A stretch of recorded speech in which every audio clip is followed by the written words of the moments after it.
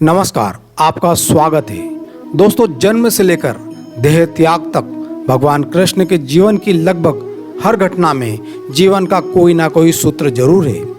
युद्ध भूमि पर दिया गया गीता का उपदेश संसार का श्रेष्ठतम ज्ञान माना जाता है। मैनेजमेंट मास्टर कहे या जगत गुरु, गिरधारी कहे या रणछोड़, भगवान कृष्ण के जितने नाम हैं उतनी ही कहानियाँ भी है। जीवन में जीने के तरीकों को अगर किसी ने परिभाषित किया है तो वो है भगवान श्री कृष्ण।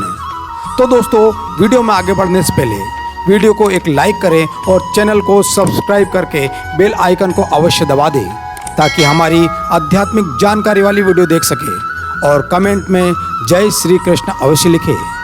कर्म से होकर परमात्मा तक जाने वाले मार्ग को श्री कृष्ण ने ही बताया है। उन्होंने संसार से वैराग्य को सिरे से नकारा, कर्म का कोई विकल्प नहीं है यह सिद्ध किया। भगवान श्री कृष्ण कहते हैं कि मैं हर हाल में आता हूँ, जब पाप और अत्याचार का अंधकार होता है तब भी, और जब प्रेम और भक्ति का उजाला होता है तब भी। दोनों ही परिस्थितियों में मेरा आना निश्चित है। वैसे तो भगवान श्री कृष्ण का संपूर्ण जीवन ही एक प्रबंधन की किताब है। जैसे सैकड़ों हजारों बार कहा जा चुका, सुना जा चुका है। कुरुक्षेत्र में दो सेनाओं के बीच खड़े होकर भारी तनाव के समय भगवान श्री कृष्ण ने अर्जुन को जो ज्ञान दिया है वो दुनिया का श्रेष्ठतम ज्ञान है।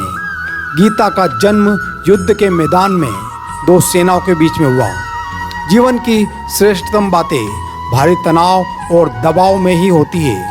अगर आप दिमाग को शांत और मन को स्थिर रखने की कोशिश करें तो सबसे बुरी परिस्थितियों में भी आप अपने लिए कुछ बेहतरीन निकाल पाएंगे। भगवान श्री कृष्ण ने अपना पूरा जीवन बदल कर रख देने वाला ज्ञान दिया है। भगवान श्री कृष्ण चरित्र और व्यवहार में उतारे जाने वाले देवता हैं। भगवान श्री कृष्ण के द्वारा बताई गई 10 बातें हैं जो अगर आपने व्यवहार में उतार ली तो मानो सफलता आपकी निश्चित मिलेगी। नंबर 1, शुरू से अंत तक जीवन संघर्ष ही है।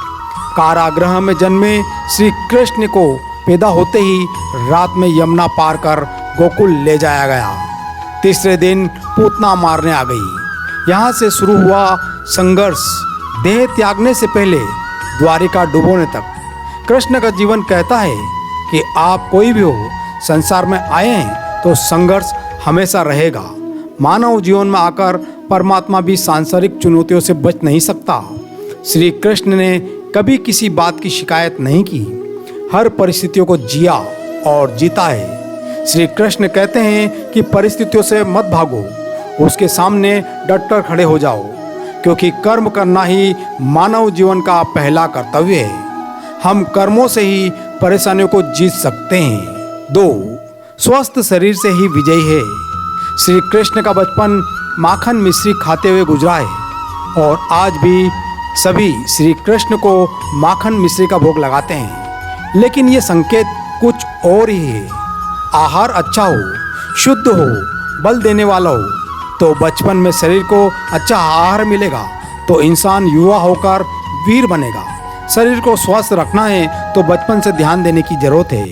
दोस्तों, अपने बच्चों को ऐसा खाना दे जो उनको बल दे, सिर्फ स्वाद के लिए नहीं खिलाए, तभी वे बड़े होकर स्वयं को और समाज को सही दिशा में ले जा पाएंगे।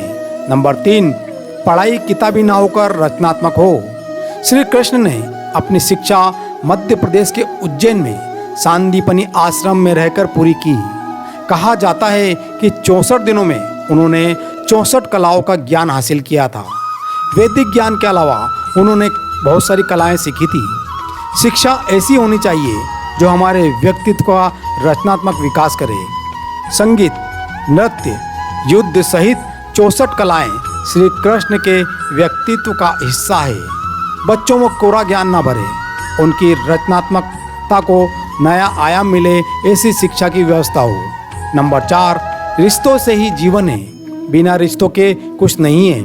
भगवान श्री कृष्ण ने जीवन भर कभी उन लोगों का साथ नहीं छोड़ा जिनको उन्होंने अपना मन से माना है। अर्जुन से वे युवा अवस्था में मिले, ऐसा महाभारत कहती है, लेकिन अर्जुन से उनका रिश्ता हमेशा मन का रहा है।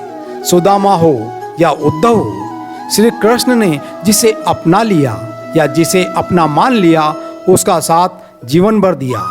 रिश्तों के लिए श्री कृष्ण ने कई लड़ाइयाँ लड़ी हैं और रिश्तों से ही कई लड़ाइयाँ जीती भी है।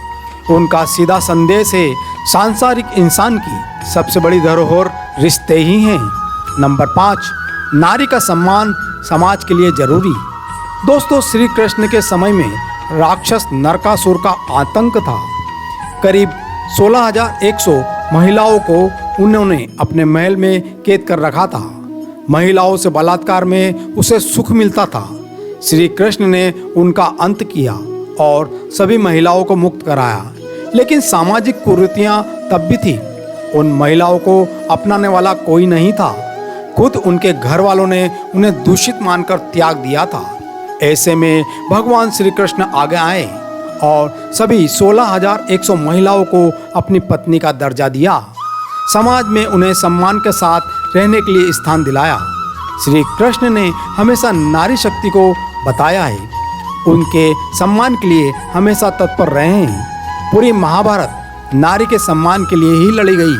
सो आप श्री कृष्ण के भक्त हैं तो अपने आसपास की महिलाओं का पूरा सम्मान करें। श्री कृष्ण की कृपा पाने का ये सबसे सरलतम मार्ग है। नंबर 6, आपके मतभेद अगली पीढ़ी के लिए बाधा न बने। कम ही लोग जानते हैं कि जिस दुर्योधन के खिलाफ श्री कृष्ण ने आजीवन पांडवों का साथ दिया था, उसकी मौत का कारण भी श्री कृष्ण की कूटनीति ही बनी। वो ही दुर्योधन रिश्ते में श्री कृष्ण का समधी भी था।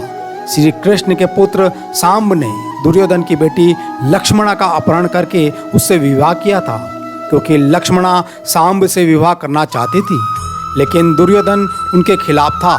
सांब को कौरवों ने बंदी बनाया था। तब कृष्ण ने दुर्योधन को समझाया था कि हमारे मतभेद अपनी जगह हैं, लेकिन हमारे विचार हमारे बच्चों के भविष्य में बाधा नहीं बनने चाहिए। दो परिवार के आपसी झगड़े में बच्चों के प्रेम की बलि ना चढ़ाई जाए। श्री कृष्ण ने लक्ष्मणा को पूरे सम्मान के साथ अपने यहाँ रखा। दुर्योधन से उनका मतभेद हमेशा बना रहा, लेकिन उन्होंने अपना प्रभाव कभी लक्ष्मणा और सांब की गृहस्थी पर नहीं पड़ने दिया। नंबर 7, शांति का मार्ग ही विकास का रास्ता है। श्री कृष्ण ने महाभारत युद्ध के पहले शांति से समझौता करने के लिए पांडवों और कौरवों के बीच मध्यस्थता की। हालांकि दोनों ही पक्ष युद्ध लड़ने के लिए आतुर थे, लेकिन श्री कृष्ण ने हमेशा चाहा कि कैसे भी युद्ध टल जाए। झगड़ों से कभी समस्याओं का समाधान नहीं होता है। शांति के मार्ग पर चलकर ही हम समाज का रचनात्मक विकास कर सकते हैं। श्री कृष्ण ने समाज की शांति से मन की शांति तक दुनिया को ये समझाया कि कोई भी परेशानी तब तक नहीं मिट सकती जब तक कि वह शांति ना हो, फिर चाहे समाज हो या हमारा खुद का मन। शांति से ही सुख मिल सकता है, साधनों से नहीं। नंबर 8, हमेशा दूरगामी परिणाम सोचे। महाभारत में जुए की घटना के बाद पांडवों को वनवास हो गया। श्री कृष्ण ने अर्जुन को समझाया कि ये समय भविष्य के लिए तैयारी करने का है। महादेव, शिव, देवराज इंद्र और दुर्गा की तपस्या करने को बताया। श्री कृष्ण जानते हैं कि दुर्योधन को कितना भी समझाया जाए, वो पांडवों को कभी उनका राज्य नहीं लौटाएगा। तब शक्ति और सामर्थ्य की जरूरत होगी। कर्ण के कुंडल कवच पांडवों की जीत में आड़े आएंगे, ये वो भी जानते थे। उन्होंने हर चीज पर दूरगामी सोच रखी। कोई भी फैसला तात्कालिक आवेश में नहीं लिया। हर चीज के लिए आने वाली पीढ़ियों तक का सोचा है। यही सोच समाज का निर्माण करती है। नंबर 9, हर परिस्थिति में मन शांत और दिमाग स्थिर रहे। पांडवों के राजसूय यज्ञ में शिशुपाल श्री कृष्ण को अपशब्द कहता रहा। वह उनका छोटा भाई लगता था, लेकिन उसने सारी मर्यादाएं तोड़ दी। पूरी सभा चकित थी, कुछ क्रोधित भी थे, लेकिन श्री कृष्ण शांत थे, मुस्कुरा रहे थे। शांति के दूत बनकर वे गए तो दुर्योधन ने उनका अपमान किया, फिर भी श्री कृष्ण शांत रहे। अगर हमारा मन स्थिर है, मन शांत है, तभी हम कोई सही निर्णय ले पाएंगे।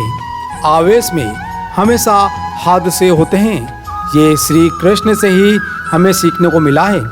विपरीत परिस्थितियों में भी कभी विचलित नहीं होने का गुण श्री कृष्ण से बेहतर कोई नहीं जानता था।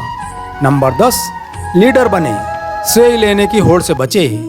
श्री कृष्ण ने दुनिया भर के राजाओं को जीता। जहां ऐसे राजाओं का राज था जो भ्रष्ट थे, जैसे जरासंध, लेकिन कभी किसी राजा का सिंहासन नहीं छीना। श्री कृष्ण के पूरे जीवन में कभी ऐसा नहीं हुआ कि उन्होंने किसी राजा को मारकर उसका शासन खुद ले लिया हो। जरासंध को मारकर उसके बेटे को राजा बनाया, जो चरित्र का अच्छा था। सभी जगह ऐसे लोगों को बैठाया जो धर्म को जानते थे। महाभारत युद्ध में भी खुद हथियार नहीं उठाया, पूरा युद्ध कूटनीति से लड़ा। पांडवों को सलाह देते रहे, लेकिन जीतने का श्रेय भीम और अर्जुन को दिया है। दोस्तों, आशा है जानकारी आपको अच्छी लगी होगी। वीडियो देखने के लिए आपका धन्यवाद।